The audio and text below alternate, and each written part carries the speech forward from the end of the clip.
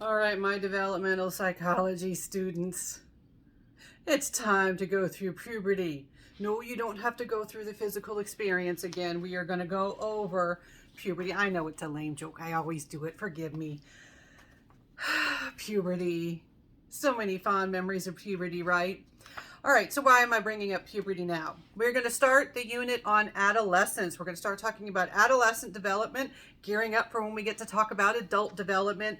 And I am creating these videos for my lifespan developmental psychology class, which is an introductory survey course. It is not the upper level course in adolescence and adulthood that I sometimes teach, where I go into more detail about a lot of this. So this is going to be the shorter, more basic version. And if you are a student at my university and you do want to learn more about this, maybe you could take that upper level class, psychology of adolescence and adulthood, because compared to the pregnancy and infancy and childhood chapters, I go way quicker through these chapters because a lot of the required material, it's in the beginning. All right, so adolescence begins with puberty. When does adolescence end?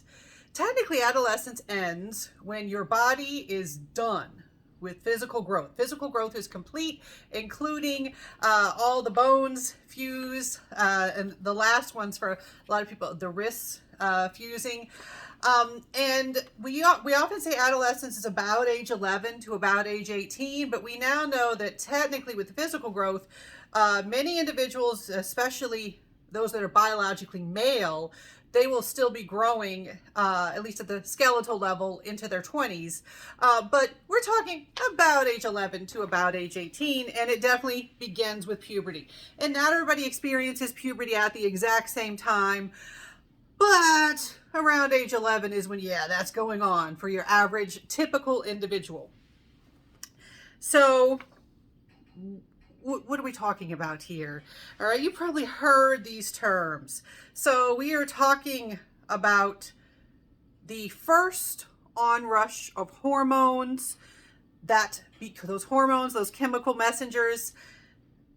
There are lots of hormones in your body. We're going to focus, generally we focus on the sexuality-related, sex-linked hormones. Not so much like cortisol and other hormones that are certainly relevant to development. And so when we talk about adolescence, we talk about the time between the first onrush of hormones and full adult physical development. All right. The beginning of puberty, we put it at about age 11, but it can be between 8 and 14. And some individuals are even earlier or even later, but they are outliers. And so 8 and 14, that's a wide range. And later we will talk about how it can be, you can have difficulty in development if you are very early or very late in your development.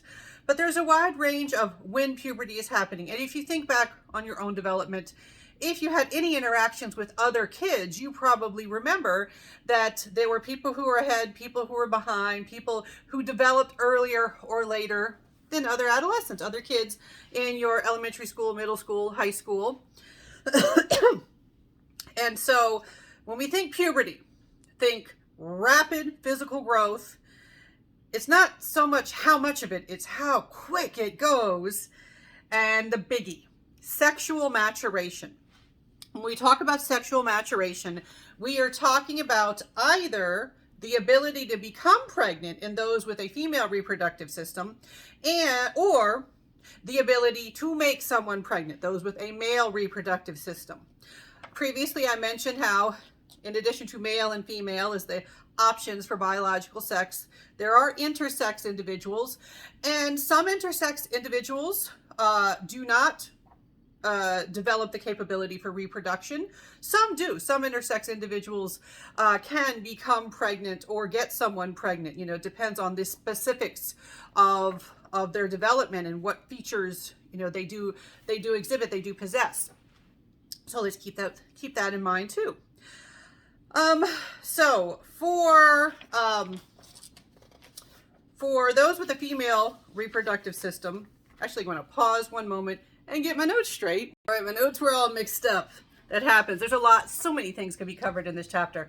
And I like to kind of lay them out and try to figure out, okay, so which one am I going to cover for the survey course? All right. So for those with a female reproductive system, sexual maturity comes in the form of menarche or menarche.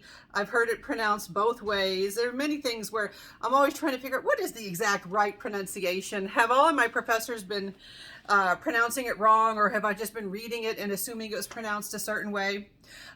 But this refers to the first menstrual period.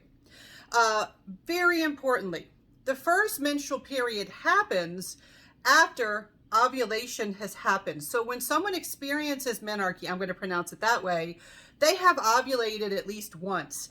And that is one tricky thing where people will ask questions like, hey, I heard it's possible that like someone can get pregnant before they have their first period, but that doesn't feel right. Technically, it is true. If it's in that cycle, that first ovulation, yes, it is tough. Not likely, hopefully, especially if you are very young and it would involve a non-consensual situation, but yeah, technically possible. All right, so, and remember, we're talking about menstrual period. That is the actual bleeding that occurs when the endometrium that might be needed for a pregnancy builds, it develops, it is flushed away if a pregnancy does not occur. With menarche, that is not the only thing that happens with puberty. It's the big event that says reproduction is possible. This individual can become pregnant. That is a possibility. Even if they're 8, they can become pregnant. Now, for those with a male reproductive system, sexual maturation comes in the form of spermarche. And this is the first production of sperm. Now, a lot of individuals who've gone through spermarche, they don't know exactly when it happened, because unlike the first period where it's usually an event you remember, oh, I remember that's when I got my first period, and then we had to go out and get the products, and in earlier generations, you thought you were dying. In later generations, most people know it's coming, but they might still have to have memories of it happening at school, or having to ask their parents or older siblings for menstrual products, or trying to figure out how to use them and things like that.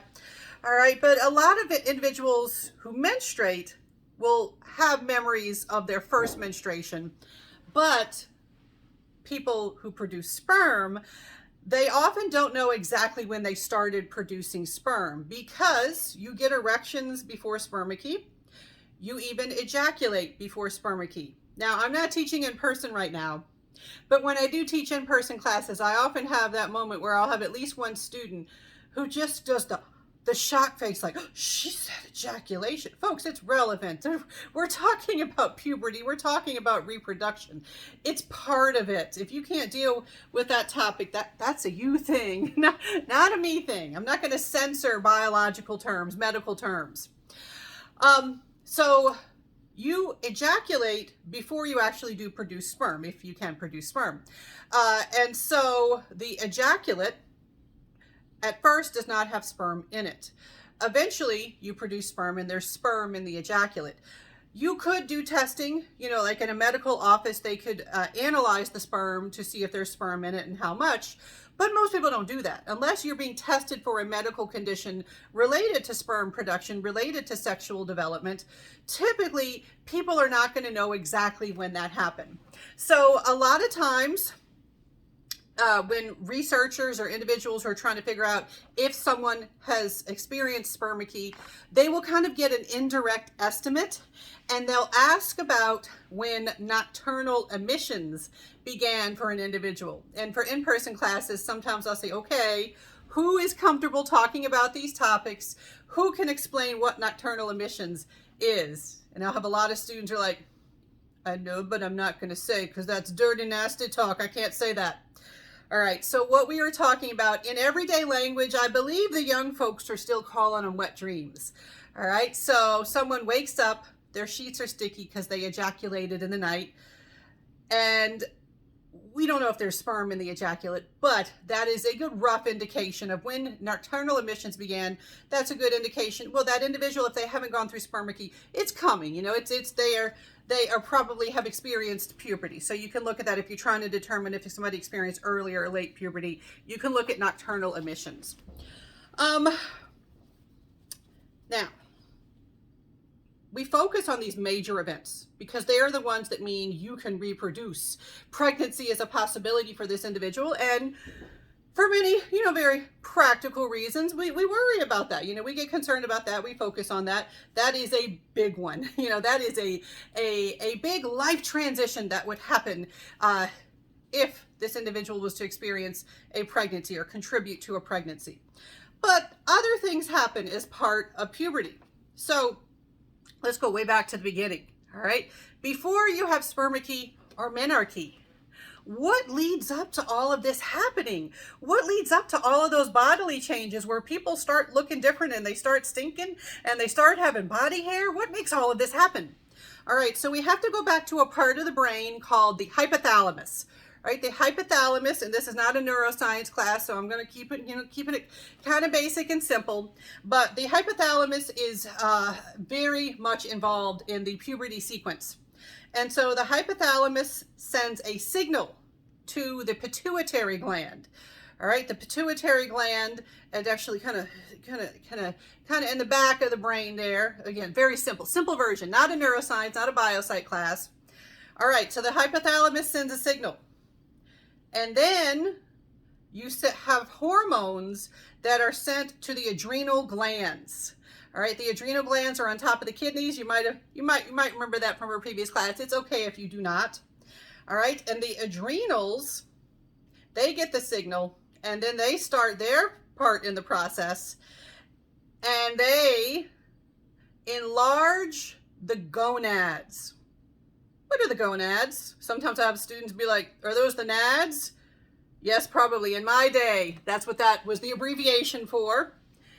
What are the gonads? For someone with a female reproductive system, that would be the ovaries. For someone with a male reproductive system, that would be the testicles.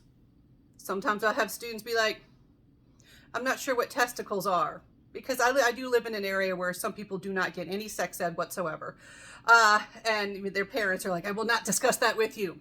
So no shame if you don't know it, but here, testicles, we are talking about in everyday language, the balls, the ball sack, the nuts. All right, I'm sure there are other terms that I don't, that other people use that maybe I am not coming up with readily. You get what I'm saying? The stuff you don't want to be kicked in.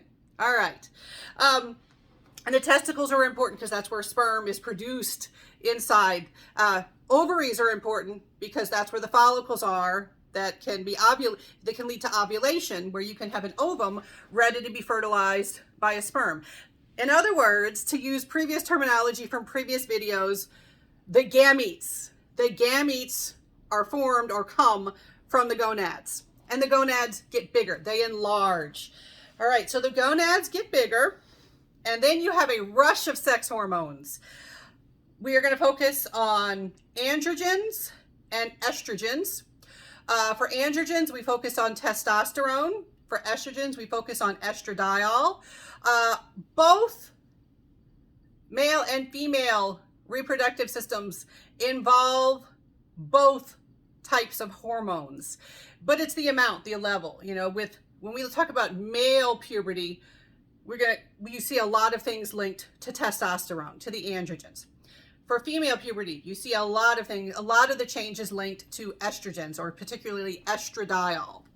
All right, so those hormones are very important, and you have a rush of those hormones, and they lead to particular changes. All right, so the entire body and brain are transformed by puberty. So what do we see? What sorts of changes do we see? All right, for girls, right? For those with a female reproductive system, I didn't forget what I taught you in the sex and gender unit. All right. For those with a female reproductive system, these hormonal changes will lead to things like the development of breast buds. They are breast buds at first. Little kind of hard spot develops under the nipple. That's the mammary glands. And so you have nipple growth. You might get a few pubic hairs, and that pubic hair, those bodily hairs, including the crotch area on the vulva. By the way, vulva and vagina, different things. Vagina is internal. The outside is the vulva. You will get hairs in the pubic region, in the armpits. Also on the face, even though we think of that as something that the male reproductive system will involve, but we get it too. We just remove it because of gender roles. All right. And one thing that many individuals do not like about puberty involving a female reproductive system. Estrogen and fat get along really well. In fact, fat cells release estrogen. And so you do have increases in height and also increases in body fat, particularly body fat storage or accumulation in what we often call the curves. So breasts, hips, buttock region, thigh region, you see a lot of fat accumulation. And in our culture, a lot of people have this shame, like, oh no, I'm getting bigger, I'm getting fatter, this is a bad thing. Some people even see it as unhealthy, even though it's a sign of typical, even healthy development. You know, it's something that is supposed to happen as part of the sequence, but we've kind of made it into something undesirable. But that is normal, that is typical. All right, so then you have menarche, which the hormones and body fat. You do need to have a minimum amount of body fat to have that first period. And growth, lots of growth, getting taller, the growth spurt, and people trying to figure out, taking dance pictures and be like, am I going to be taller than my date and stuff like that. And also brain growth. Changes in the brain we'll talk about a little bit later, but also you have brain growth too. Now, those with a male reproductive system, testosterone does a lot to that body. And so in addition to growth of the testes, you also have pubic hair growth, right? Armpit hair, maybe a little chest hair, testicles, all right? Facial hair, more acceptable for boys, so sometimes they wear that little worm above their lip proudly when it starts coming in. And the penis grows, and there's a lot of cultural stuff about how much it should, but in general, it just grows bigger. It's not like there's a right amount. And you have the ejaculation and spermarche, growth spurt, lots of growth. All right, getting bigger, getting taller. Eventually, those with the male reproductive system are typically taller than those with the female reproductive system. The voice deepens, but before it deepens, it cracks and goes through all sorts of things related to changes in the vocal cords from testosterone. And then many individuals with a male reproductive system do not reach their final full adult height until age 20. All right, next video, I'm going to talk about more bodily changes.